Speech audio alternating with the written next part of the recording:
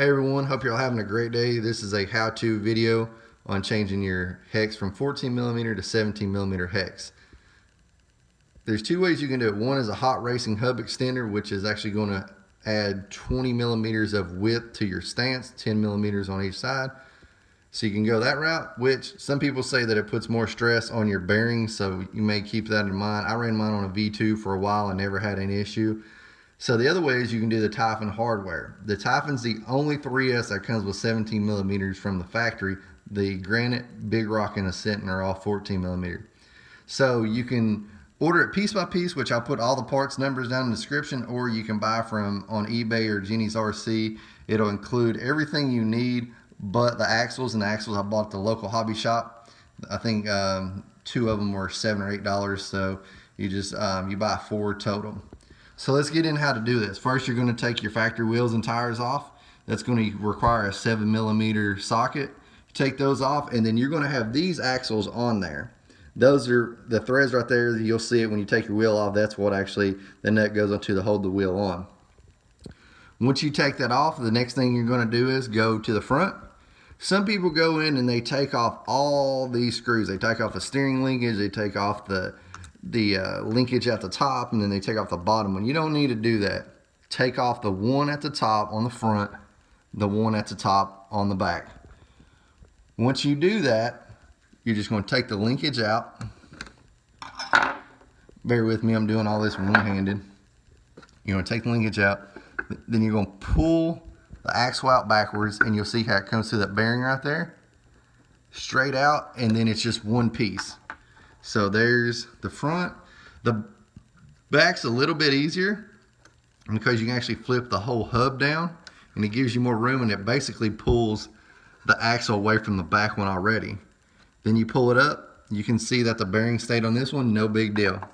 Okay, so this is the next step. You're going to take a 2mm. You're going to take the axle itself, you're going to put the 2mm inside of the axle. Okay. Once you've done that, the axle is going to need to be straight, because what you're doing is you're putting the tool all the way through the center of it. So you guys can see that you're putting them all the way through the center of it. There's a screw inside there that holds that axle. You'll see on the back side of the factory ones, same way. Okay. So what you're doing is you're just unscrewing out there, and those splines actually hold it in to the drive axle. So there's where you're going to swap that part out. Take that out, put the new one in, and then tighten it down. Okay. Then once you do that front and rear, you're just going to reverse the process. You're going to put the axle inside. Okay, so I had to pause the video for a minute so I could put it back together. It's kind of hard to hold the camera and assemble it at the same time. So in the back, like I said, you just put it in reverse order. The front, the way you'll do is you'll actually put the axle back together, the two pieces together, and then slide it through the hub. That'll make it easier. And then you slide it backwards, put your linkage back on there, and you're good to go.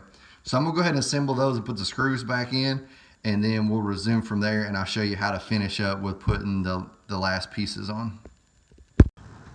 Okay, so finishing up here is the last steps. Once you've got everything screwed in, you're going to take your wheel hex, there right there, and you'll see it's open in the center. You're going to slide that over the axle you just installed.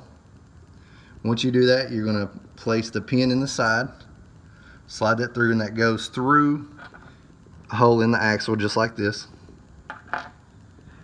And then you're going to take 2mm screw.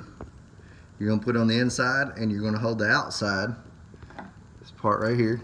You're going to hold that with either a 17mm wrench, or I just used an adjustable crescent wrench. And then you're going to tighten that screw down on the inside. Once you've done that, take your wheel, slide it on.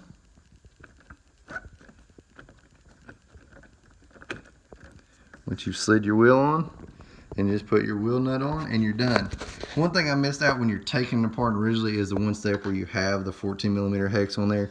It comes off pretty simple once you take the 7mm nut, take the wheel off. You'll see that hex right there. All you have to do to remove it is on the side of it. that little pin goes through the same way as what I just showed you on the new wheel hex. Take that pin out, and then that little piece slides off.